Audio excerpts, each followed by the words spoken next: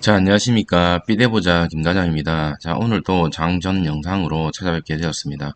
자, 오늘 해외 증시하고 또 간밤에 새벽에 어떤 이슈로 인해서 보시는 것 같이 다우 산업 증시와 나스닥 증시는 상승으로 마감이 되었습니다. 상승으로 마감이 되었고 반대로 진단키트주 같은 경우는 지금 마이너스 0.42%로 마감이 되는 모습을 볼 수가 있습니다. 어제 새벽에 화이자 FDA 긴급 승인이 났습니다. 어제 새벽에 났고 이 과거에 머크 관련된 머크사에서 먹는 치료제가 나왔었을 때는 처음에 시젠의 주가가 이렇게 많이 떨어졌었죠. 그러다가 추후에 이 머크 치료제가 효과가 없다, 그리고 부작용이 많다, 뭐 불임이라든지 이런 거에 대해서 얘기가 나오면서 그 더 이상 떨어지지는 않고 지지를 하는 모습을 보여줬는데, 지금 어제 새벽에 또다시 이 먹는 치료제 코로나 게임 체인저라고 하면서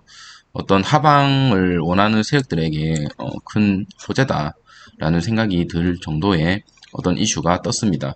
입원 예방 효과가 89%에 달하고 있고 오미크론 등 변이에도 효과가 있다고 합니다만, 제 생각은 그렇습니다. 옛날부터 말씀을 드렸지만 이 감기가 우리가 걸려도 딱히 먹는 약이 지금 감기 약이라고 먹고 있죠.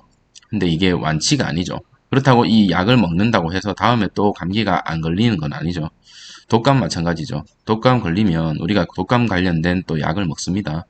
하지만 또다시 독감을 안 걸리는 게 아니죠. 특히나 감기인지 독감인지 어린애들은 검사를 합니다. 진단검사를 하고 나서 약을 처방을 하는데, 이거는 감기가 아니죠. 감기가 아니고 코로나입니다. 그래서 더더욱 진단키트가 이게 오히려 호재가 되어야 되는데, 이때 동안 살펴봤던 어떤 흐름을 봤을 때 또다시 국내 시장에서 증시는 오르는데 진단키트는 또 떨어질 것 같은 그런 느낌이 조금 들고 있습니다. 그래서 오늘, 내일 며칠 동안 또 개미들을 괴롭히면서 아무래도 조금 더 흔들지 않을까라는 생각도 좀 들면서 멘탈이 조금 더 나가는 그런 개미들이 나오지 않을까, 심리학 개미들이 나오면서 손절을 하는 개미들이 속출하지 않을까라는 생각에 영상을 찍게 되었습니다. 물론 저는 손절 없습니다. 손절 없고요. 제 생각엔 변함이 없습니다. 이 먹는 알약이 나온다고 해도 일반 감기가 아니기 때문에 무조건적으로 진단은 필수다. 그리고 진단을 하고 나서 약을 처방하는 게 맞다. 그래서 약이 많이 팔릴수록 진단을 많이 할 수밖에 없다라는 게 제 개인적인 생각인데, 이게 시장에서는 또 이렇게 반응을 안 할 가능성이 좀 있기 때문에 여러분한테 미리 말씀을 드리는 겁니다. 자, 미국에서 오미크론 하루 신규 확진자가 100만 명이 넘을 수도 있다라는 뉴스 기사가 떴습니다. 그래서 미국에서는 오미크론 확산으로 몇 주 동안 전국 감염이 급증될 거다라고 얘기를 하고, 어쩌면은 100만 건에 이를 것이다라고 얘기를 하고 있고, 의료 시스템 압박, 각국 정부 확진자 급증에 대비를 해야 된다. 어제 제 영상 보시는 분들은 아시겠지만 지금 오미크론이 도입 단계입니다. 도입. 이 단계가 세 단계가 있고 이제 이렇게 떨어진다고 봤을 때 지금 1단계에 놓여져 있다라고 저는 보여집니다. 1단계고 2단계고 3단계다라고 봤을 때는 아직까지는 이 1단계 도입부다라고 저는 보여지기 때문에, 이 진단 키트, 즉 이 진단 회사가 앞으로 몇 년, 최소한 1년 정도는 이 수익을 발생시키는데 아무런 문제가 없을 것으로 보여집니다. 특히나 시젠 같은 경우는 비진단 제품의 점유율도 계속적으로 높아지고 있기 때문에 크게 걱정이 되지는 않는다라는 게 제 개인적인 의견이고요. 바이든이 연설을 했습니다. 딱 세 가지 얘기를 했었어요. 무료 검사 키트 나눠주겠다. 그리고 백신 접종 많이 해라.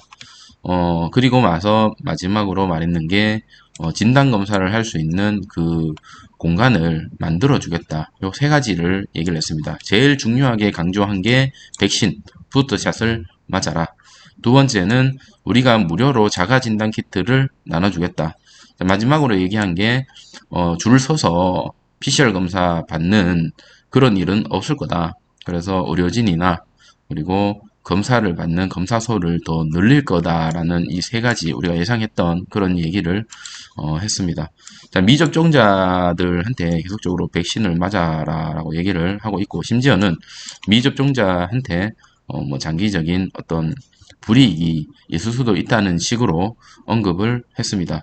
그래서 전면 봉쇄는 하지 않을 거지만 우리가 무료 검사 키트를 줄 거고, 그리고 아까 말씀드렸던 것처럼 백신을 많이 맞고, 그리고 나서 마지막에는 PCR 검사 누구든지 빠르게 할 수 있게끔 도와주겠다라는 게 핵심 포인트였습니다. 세 가지.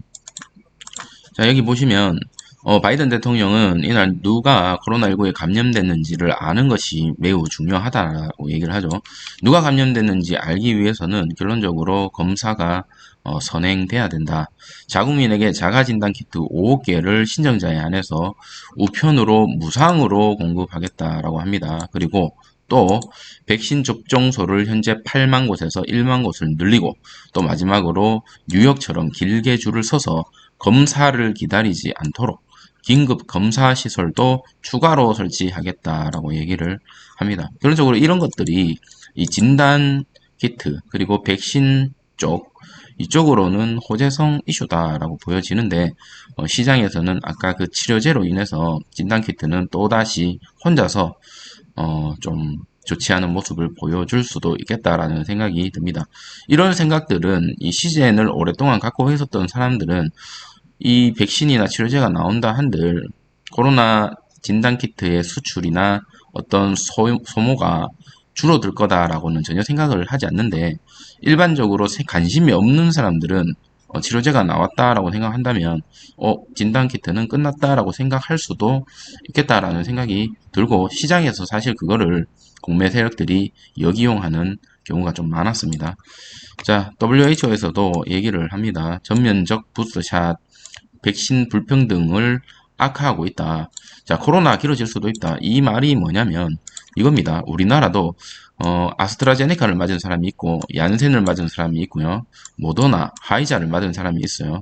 모든 사람들이 똑같은 시간에 똑같은 장소에서 똑같은 약을 맞았더라면 조절하기가 쉬울 텐데, 여러분도 아시는 것 같이 저희도 지금 1차, 2차 접종을 했다고 해서 6개월이 지나버리면 미접종자로 분류됩니다. 제가 어제 뉴스를 보니까 오늘부터는 미접종자들 또는 이 접종이 6개월이 지나간 사람들은 QR코드를 찍으면 알림 소리가 난다고 합니다. 알림 소리 띠띠띠띠띠 이런 거. 그래서 사람들이 다 쳐다보겠죠.